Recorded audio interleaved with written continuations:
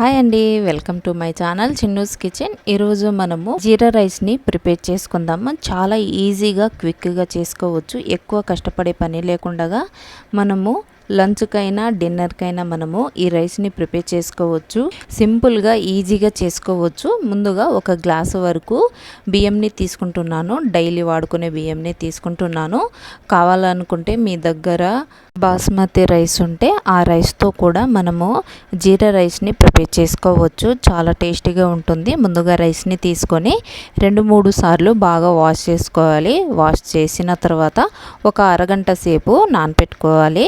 ఇప్పుడు మరొక పక్కన 1/2 టీ స్పూన్ జీలకర్ర, 1/2 టీ స్పూన్ సాజీరాని ఈ విధంగా వాటర్ వేసి ఒక 10 నిమిషాల పాటు నానపెట్టేసుకోవాలి. ఇప్పుడు మరొక పక్కన స్టవ్ పైన బౌల్ పెట్టేసుకొని అందులో బటర్ వేసుకోవాలి. అదేవిధంగా దాంతోపాటు 1 టేబుల్ స్పూన్ దాకా ఆయిల్ కూడా వేసుకోవాలి. 2 కాంబినేషన్గా తీసుకోవచ్చు, లేకపోతే బటర్ ఒకటే కూడా వేసుకున్న కూడా టేస్ట్ అనేది చాలా బాగుంటుంది. ఆయిల్ బాగా హీట్ అయిన తర్వాత ఇప్పుడు ఇందులో పొడవుగా కట్ చేసి పెట్టుకున్న ఆనియన్స్ని వేసి వీటిని కాస్త వేగాక ఇప్పుడు దీనిని తీసేసి పక్కన పెట్టేసుకోవాలి. ఇప్పుడు అదే బౌల్లో 1 టేబుల్ స్పూన్ దాకా ఆయిల్ వేసి కాస్త జీడిపప్పులను వేసుకొని దోరగా వేయించుకోవాలి. వీటిని కాస్త ఎర్రగా వేయించుకున్న తర్వాత ఇందులోనే ఇప్పుడు నానపెట్టుకున్న జీరాని వేసుకోవాలి. ఇలా ఎందుకు వేసుకోవాలంటే నానపెట్టేసుకుంటే మనకు త్వరగా మాడిపోకుండా ఉంటుంది కాబట్టి ఈ విధంగా నానపెట్టి వేసుకుంటే చాలా బాగుంటుంది. అలాగే కూడా మనము వేసుకోవచ్చు. ఇప్పుడు ఇందులోనే పచ్చిమిర్చిని తీసుకొని ఇవి కాస్త వేగిన తర్వాత ఇందులోనే కాస్త కరివేపాకును కూడా వేసుకోవాలి. ఒక 2 నిమిషాల పాటు బాగా ఫ్రై చేసుకోవాలి.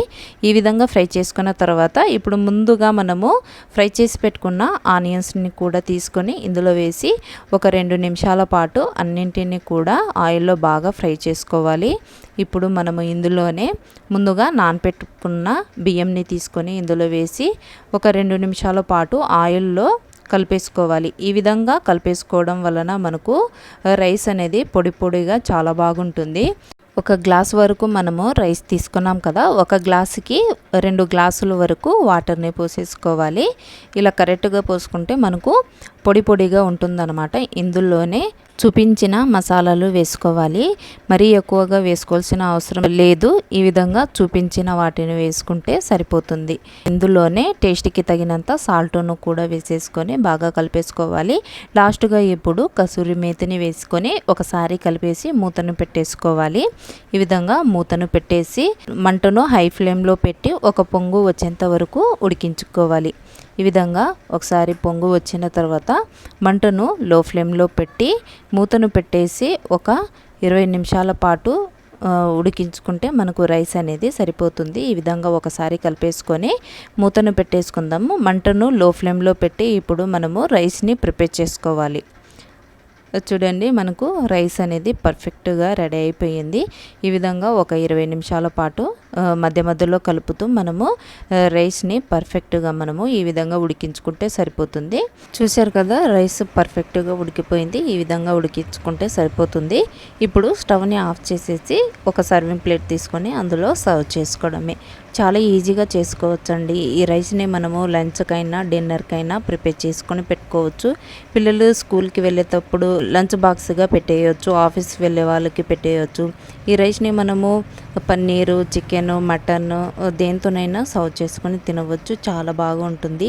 ఈ రెసిపీ కన్నా మీకు నచ్చినట్లయితే మీరు కూడా ఇంట్లో ట్రై చేసి మీకు ఏ విధంగా వచ్చిందో మాకు కమెంట్ రూపంలో కమెంట్ చేయండి. ఎవరైతే ఫస్ట్ టైం ఛానల్ని చూస్తున్నారో ప్లీజ్ ఛానల్ని సబ్స్క్రైబ్ చేసుకోండి. ఇలాంటి మరిన్ని కొత్త వీడియోల కోసం మా ఛానల్ని ఫాలో అవ్వండి. Thank you.